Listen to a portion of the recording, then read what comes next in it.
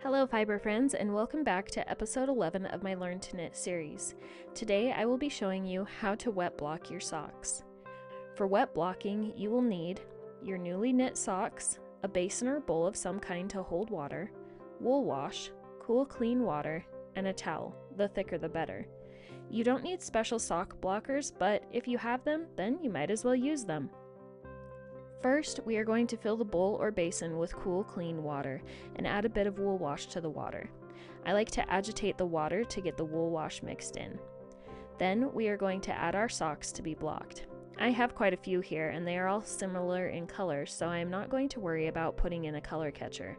I don't recommend blocking red, black, or dark blue socks with other socks because those colors tend to bleed. When in doubt, just block each sock set separately. I'm going to gently squeeze each sock until it feels like it is starting to absorb water and sinks into the water. Then we let our socks soak for about 10 to 15 minutes. Once our socks have soaked, we are going to remove them from the water and gently squeeze out any excess water.